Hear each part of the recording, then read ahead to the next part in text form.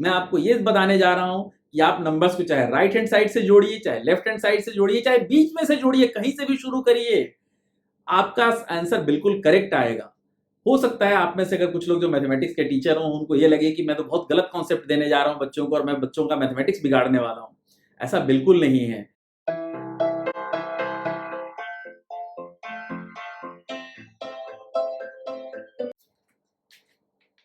नमस्कार।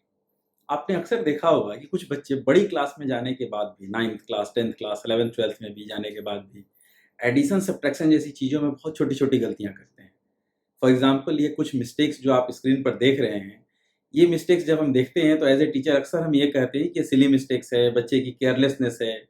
लेकिन क्या कभी हमने सोचने की कोशिश की है कि वाक़ई ये केयरलेसनेस है या कहीं न कहीं कॉन्सेप्चुअल एरर है? बच्चे को अगर समझने में कुछ गलती हुई है, समझने में कुछ कमी रह गई है, तो उसको हम उसकी केयरलेसनेस नहीं कह सकते। कहीं न कहीं वो उसका कॉन्सेप्चुअल एरर है। अक्सर होता ये है कि जब हम बच्चों को एडिशन, सब्ट्रैक्शन जैसे मैथमेटिकल ऑपरेशन सिखाते हैं, तो हम सिर्फ़ उनका मेथड उनको समझाते हैं। सब जगह मैंने बहुत सारे वीडियोज़ भी देखे, बहुत सारे बुक्स भी मैंने देखी, हर जगह केवल मेथड, मेथड, मेथड की बात होती है। हम उसके पीछे का कॉन्सेप्ट कभी समझाते ही नहीं है। हो सकता है आपको बड़ा आश्चर्य हो रहा होगा सुनकर के कि एडिशन में कौन-सा ऐसा कॉन्सेप्ट है? तो आज मैं इसी टॉपिक पर आपसे बात करूँगा कि एडिशन के पीछे का कॉन्सेप्ट क्या है? एडिशन में अगर हम कॉन्सेप्ट को ध्यान से समझ लें, तो शायद इस तरह की गलतियाँ जो हम बड़ी क्लासेस में भी हमसे होती हैं, वो गलतियाँ हमसे नहीं होंगी। आइए छोटे से एग्ज़ाम्पल से समझते हैं कि एडिशन होता क्या है? अगर आप एडिशन को समझते हैं, तो चलिए एक छोटा-सा क्वेश्चन मैं आपसे पूछता हूँ। What is the sum of 4 apples and 3 apples? आप कहेंगे ये कौन-सी बड़ी बात है? 7 एपल्स, ठीक है, बिल्कुल सही कहा आपने 7 एपल्स। लेकिन आप एक बार ये सोच के देखिए कि जब 4 एपल्स और 3 एपल्स को जब आप ऐड कर रहे हैं, तो are you doing anything with apples? क्या आपने एपल्स के साथ कुछ भी किया? क्या आपने एपल्स को एक के साथ एक अटैच किया? क्या किसी ग्लू से, किसी पिन से उनको आपने पिन अप करके एक साथ अटैच किया? कुछ भी नहीं किया आपने। आपने सिंपली दोनों एपल्स को एक साथ रख करके और सारे नंबर्स को काउंट कर लिया। मैथमेटिकली अगर हम कहें, तो आपने एपल्स के साथ जो दोनों नंबर्स लगे हुए थे 4 और 3, आपने सिर्फ उन दोनों नंबर्स को ऐड किया।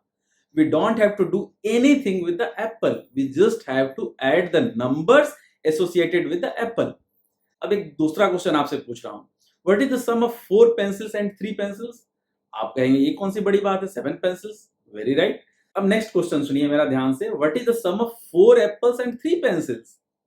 आप कहेंगे ये कौन सा क्वेश्चन है, तो बड़ा वियर्ड सा क्वेश्चन है. 4 एप्पल और 3 पेंसिल को कैसे ऐड कर सकते हैं? That's right.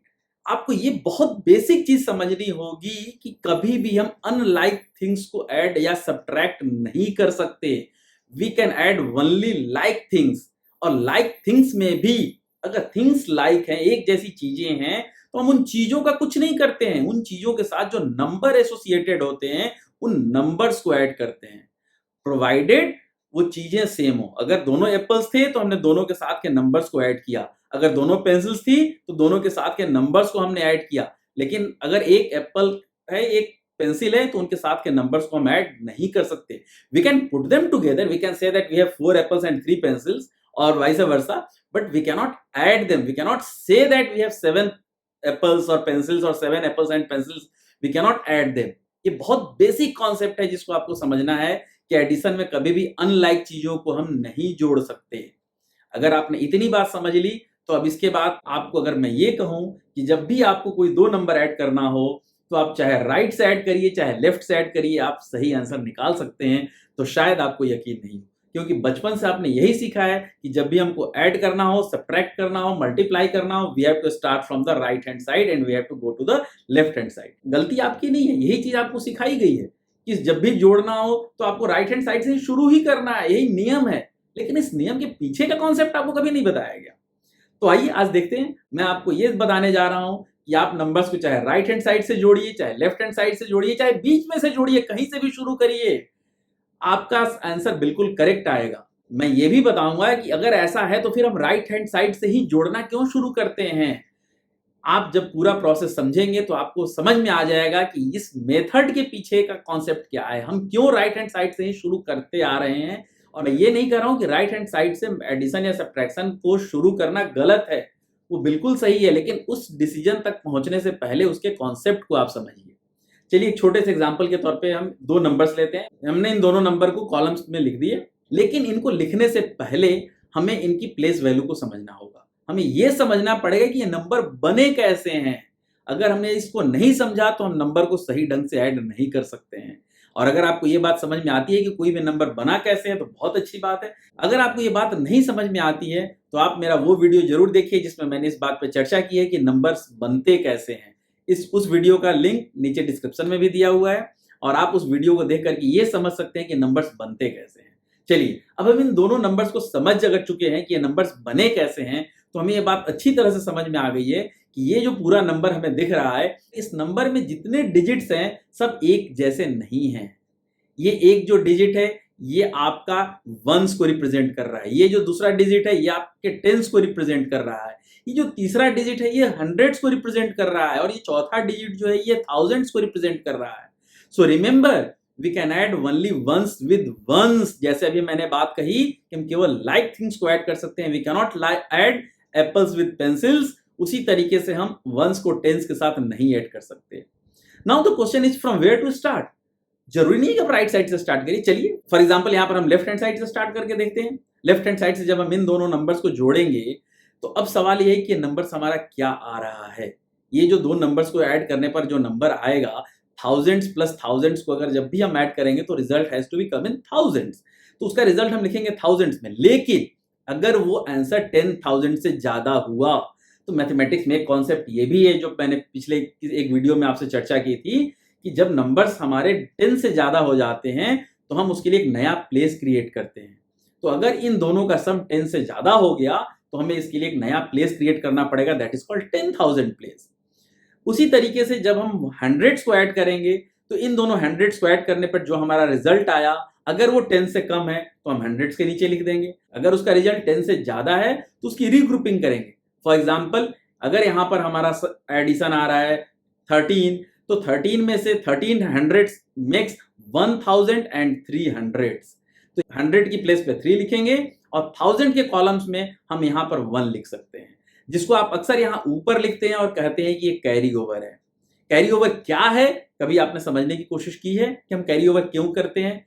ये जस्ट हम उसको जब रीग्रुप करते हैं तो अगर 10 से ज्यादा हंड्रेड्स है तो उसमें से 10 हंड्रेड्स मिलकर के 1000 बन जाते हैं, तो वो 1000 की कॉलम्स में ऐड करना पड़ेगा हमें, क्योंकि अगेन लाइक थिंग्स ही ऐड होता है। तो 1000 जो है ये थाउजेंड्स के ही साथ ऐड होगा। उसी तरीके से जब हम टेंस को ऐड करेंगे, अगर टेंस प्लेस का एडिशन 10 से ज्यादा आ गया, इसका मतलब है कि हमें उसकी भी रीग्रुपिंग करनी पड़ेगी। अगर मान लीजिए यहां पर हमारा टेंस का एडिशन 13 आ गया तो हमें फिर again we have to make 10 tens as 100 and 3 tens will be there in tens column. तो टेंस की कॉलम में हमारे पास सिर्फ 3 टेंस रह गए और 100 जो था वो हंड्रेड्स के कॉलम में ऐड करना पड़ेगा हमें। अब हम वंस की बात करते हैं। वंस में भी हमने जब ऐड किया तो हमने देखा कि जब वंस को ऐड करेंगे तो 10 से ज्यादा आ रहे हैं। 10 वंस को हमने 110 बना लिया और उसको 10 के कॉलम में लिख दिया, और वंस जो रह गए उनको हमने वंस के कॉलम में लिख दिया। हमारा एडिशन अभी कंप्लीट नहीं हुआ क्योंकि हमने सिर्फ ऊपर के दोनों रोज को जोड़े थे, लेकिन जो रीग्रुपिंग के बाद हमारे हंड्रेड्स और थाउजेंड्स बने उनको हमने ऐड नहीं किया है, तो हमें एक बार और ऐड करना पड़ेगा। अब ये नीचे की लाइन में हम इनको दोबारा से ऐड करेंगे तब हमारा फाइनल रिजल्ट आएगा, और जब हम इनको ऐड करेंगे तो ये रिजल्ट हमारा आया। तो हमारा जो ये प्रोसेस है, अगर हम कॉन्सेप्ट को समझते हैं तो हमने देखा कि हम कहीं से भी स्टार्ट करें, सिंपल सी बात ये हमें ध्यान में रखनी है कि हमें हर नंबर्स को, हर प्लेस को ऐड करना है, चाहे हम स्टार्ट मिडिल से करें, लेफ्ट से करें, राइट से करें। लेकिन इसमें अगर बीच से हम स्टार्ट करते हैं तो एक खतरा ये रहता है कि हो सकता है कोई प्लेस ऐड करने से छूट जाए। और दूसरी बात कि अगर हमने लेफ्ट से स्टार्ट किया तो आपने देखा कि हमारा काम डबल हो गया। डबल क्यों हो गया? क्योंकि पहले हमने ऊपर के दोनों नंबर्स को ऐड किए, फिर जो हमने रीग्रुपिंग की उनके नंबर्स को ऐड करके तीसरी बार हमें ऐड करना पड़ा, तो हमारा समय ज्यादा लगा। ऐसा नहीं है कि गलत हुआ, हमारा समय ज्यादा लगा। और मैथमेटिक्स कभी भी आपको किसी भी काम को लेंदी या लॉन्गर तरीके से करना नहीं सिखाता है। We always approach the shortest and the fastest way. जब हमने इस मेथड को समझा तो हमें लगा कि नहीं, अगर हम यही काम राइट हैंड साइड से स्टार्ट किए होते, वंस को जोड़ते, उसमें उसकी रीग्रुपिंग करते, उसका जो टेंस बनता उसको हम टेंस के कॉलम में पहले ही ऊपर कैरी ओवर के रूप में लिख देते, तो शायद हमारा काम आसान हो जाता। और जब इसी मेथड को हमने समझ लिया तो अगली बार से हम उसको उस तरीके से कर सकते हैं। लेकिन उस मेथड को आंख बंद करके फॉलो करने से पहले ये समझना जरूरी है कि हमने राइट से स्टार्ट क्यों किया, हमने कैरी ओवर को ऊपर लिखा क्यों, वो कैरी ओवर का कॉन्सेप्ट क्या है, कैरी ओवर आया कहां से, और ठीक इसी तरीके से जब हम सब्ट्रैक्शन करते हैं तो उसमें भी इस चीज को समझना होगा। हम अगले वीडियो में सब्ट्रैक्शन को इसी तरह के एग्जाम्पल से समझाने की कोशिश करेंगे ताकि आप समझ सकें कि सब्ट्रैक्शन में भी वही काम हम क्यों करते हैं, राइट हैंड साइड से स्टार्ट क्यों करते हैं। इंतजार करिए, आने वाले वीडियोस में आपको मल्टीप्लिकेशन और डिवीजन का भी कॉन्सेप्ट समझाऊंगा कि मल्टीप्लिकेशन और डिवीजन कैसे करते हैं और उस मेथड के पीछे का कॉन्सेप्ट क्या है। टिल देन, गुड बाय, नमस्कार।